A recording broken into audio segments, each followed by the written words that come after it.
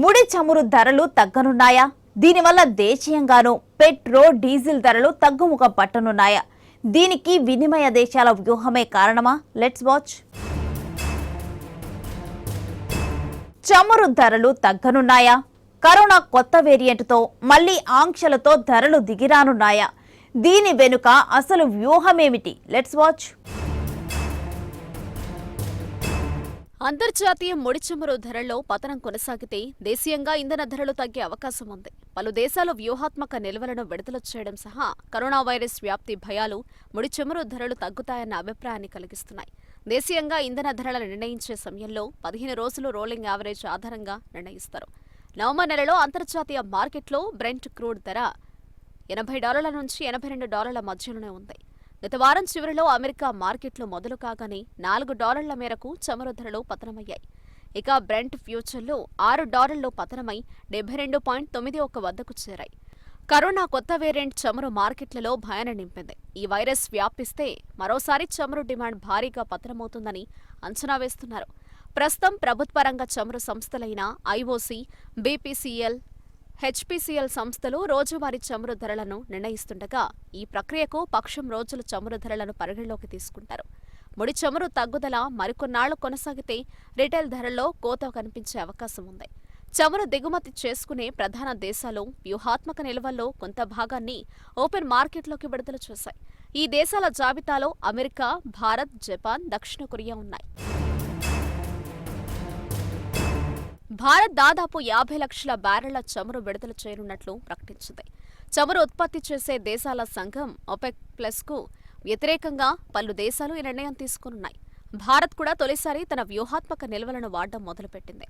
కొన్ని నెలలుగా OPEC plus దేశాలు కోటాలు విధించుకుని మరీ డిమాండ్ కంటే తక్కువ చమురును ఉత్పత్తి చేస్తున్నాయి. ఫలితంగా ధర పెరుగుతోంది. ఇప్పటికే భారత్ పలు వేదికలపై ఈ దేశాలను ఉత్పత్తి పెంచాల్సిందిగా కోరింది. కోవిడ్ తర్వాత ఆర్థిక వ్యవస్థపై చమురు ధరలు ప్రతికూల ప్రభావాన్ని చూపిస్తాయని పేర్కొంది.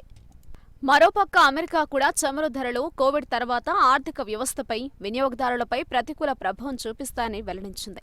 ఒపెక్ ప్లస్ దేశాల్లో రష్యా, సౌదీ అరేబియాలు అతిపెద్ద చమురు ఉత్పత్తిదారులు. ఇటీవల చమురు ఉత్పత్తిలో కోత విధించి ధరల పెరుగుదలకు కారణం కావడంలో వీటి పాత్ర చాలానే ఉంది.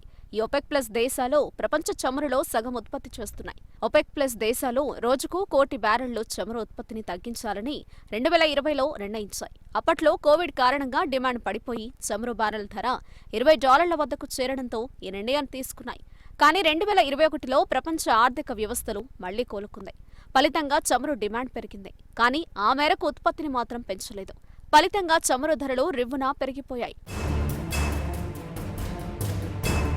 ఒపెక్ ప్లస్ సభ్య దేశాలు చెప్పిన దానికన్నా 5.4 మిలియన్ బ్యారెళ్ల చమురును తక్కువగా ఉత్పత్తి చేస్తున్నాయి.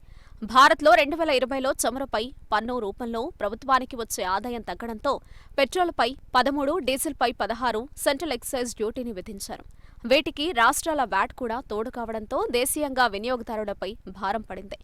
వీటికి ఒపెక్ ప్లస్ దేశాల తీరు తోడు కావడంతో పెట్రోల్, డీజిల్ ధరలు $100 దాటేశాయి. కేంద్రం ఇటీవల పెట్రోల్పై $5, డీజిల్పై $10 సెంట్రల్ ఎక్సైజ్ డ్యూటీని తగ్గించింది. తాజాగా వ్యూహాత్మక నిల్వలను బయటకు తీయడం కూడా మార్కెట్లోకి ఇంధన సరఫరాను పెంచే నిర్ణయమే. 1973-74లో ప్రపంచవ్యాప్తంగా భారీగా చమురు సంక్షోభం తలెత్తింది. ఆ తర్వాత నుంచి అమెరికా, పశ్చిమ దేశాలు అత్యవసరాల కోసం భారీగా చమురును కొనుగోలు చేసి నిల్వ చేయడం మొదలుపెట్టాయి. భారత్ కూడా ఇదే విధంగా 5.33 మిలియన్ మెట్రిక్ టన్నుల చమురును భూగర్భంలోని రాతి గుహల్లో నిల్వ చేస్తోంది. విశాఖపట్నం, కర్ణాటకలోని మంగళూరు, పదోర్ ప్రాంతాల్లో ఈ నిల్వలున్నాయి. చమురు సరఫరా నిలిచిపోయిన సమయంలో 9.5 రోజుల పాటు దేశ అవసరాలను ఈ నిల్వలు తీర్చగలవు. భారత్ వ్యూహాత్మక నిల్వల సామర్థ్యాన్ని మరో 6.5 MMTలు పెంచేందుకు చండీకోల్, పదౌర్లలో ఏర్పాట్లు చేస్తోంది. ఇప్పటికే దేశంలో ఉన్న అన్ని చమురు కంపెనీల నిల్వ సామర్థ్యాన్ని కలిపితే దేశ అవసరాలను 64.5 రోజుల పాటు తీర్చవచ్చు. అంటే సంక్షోభ సమయంలో భారత్కు 64 రోజులు నిరంతరాయంగా చమురును వాడుకోవచ్చన్నమాట. కానీ అంతర్జాతీయ ప్రమాణాలకు తగినట్లు మాత్రం మన నిల్వలు లేవు. ది ఇంటర్నేషనల్ ఎనర్జీ ఏజెన్సీ 90 రోజుల చమురు నిల్వలను ఉంచుకోవాలని సూచించింది. ఎందుకంటే భారత్ చమురు అవసరాలు 85% దిగుమతులే తీరుస్తున్నాయి. సంక్షోభ సమయంలో దిగుమతులు ఆగినా 3 నెలల పాటు ఇబ్బంది లేకుండా చూసుకోవాలి. ప్రపంచంలోనే అతిపెద్ద వ్యూహాత్మక చమురు నిల్వలు అమెరికా వద్ద ఉన్నాయి. 606 మిలియన్ బ్యారెళ్ల సామర్థ్యంతో వీటిని నిర్మించింది. లూసియానా, టెక్సాస్లోని తీర ప్రాంతాల్లోని భూగర్భ గుహల్లో వీటిని ఏర్పాటు చేసింది. అమెరికా అవసరాలను ఇవి 3 నెలల పాటు తీర్చగలవు. గతంలో అమెరికా 3 సార్లు ఈ నిల్వల నుంచి చమురును విడుదల చేసింది.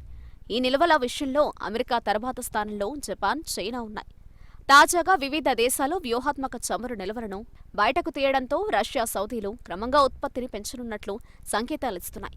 ఇదిలా ఉంటే అమెరికా ఇతర మిత్రపక్షాలతో కలిసి అంతర్జాతీయ ముడి చమురు ధరలను తగ్గించడానికి ప్రయత్నాలు సాగించాయి. రానున్న రోజుల్లో క్రూడ్ ధరను నియంత్రించడానికి భారత్, దాని మిత్ర దేశాలు మరికొంత మొత్తం చమురు నిల్వలను మార్కెట్లోకి విడుదల చేసేందుకు నిర్ణయం తీసుకున్నాయి. అంతర్జాతీయ ఇంధన ధరలను తగ్గించాలన్న తమ డిమాండ్కు కలిసి రావాలని అమెరికా, చైనా, భారత్, జపాన్లను కోరింది. ఈ విషయమై సమన్వయంతో వ్యవహరించాలని అమెరికా విజ్ఞప్తి చేసింది. ఇందుకోసం రిజర్వ్ చమురు నిల్వలను విడుదల చేయాలని అభ్యర్థించింది. చమురు ఉత్పత్తి పెంచి ధర తగ్గించాలన్న అభ్యర్థనను పట్టించుకోకపోవడంతో ఇప్పటికే సౌదీ అరేబియా నుంచి భారత్ చమురు దిగుమతి తగ్గించింది. ఇతర చమురు ఉత్పత్తి దేశాల నుంచి దిగుమతి చేసుకుంటోంది. సౌదీ అరేబియా సారథ్యం వహిస్తున్న ఒపెక్ వచ్చే త్రైమాసికం వరకు ముడి చమురు ఉత్పత్తిలో కోత కొనసాగించాలని నిర్ణయించింది. గ్లోబల్ ఎకానమీ రికవరీని ముడి చమురు ధరలు దెబ్బతీస్తాయని కేంద్ర చమురు శాఖ మంత్రి హర్దీప్ సింగ్ పూరి సైతం వ్యాఖ్యానించారు. ఈ నేపథ్యంలో ఇతర దేశాలతో కలిసి వ్యూహాత్మక చమురు నిల్వలను విడుదల చేయనున్నామని ప్రకటించారు. దానిలో భాగంగా దేశంలోని వ్యూహాత్మక ముడి చమురు నిల్వలు 5 మిలియన్ల బ్యారెళ్ల క్రూడాయిల్ను వినియోగంలోకి తేవడానికి ప్రణాళిక రూపొందించింది.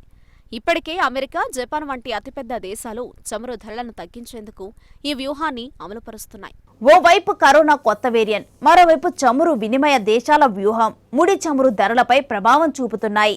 దీంతో అంతర్జాతీయంగా ధరల పతనం తప్పదని, దేశీయంగానూ చమురు ధరలు తగ్గుతాయని నిపుణులు అంచనా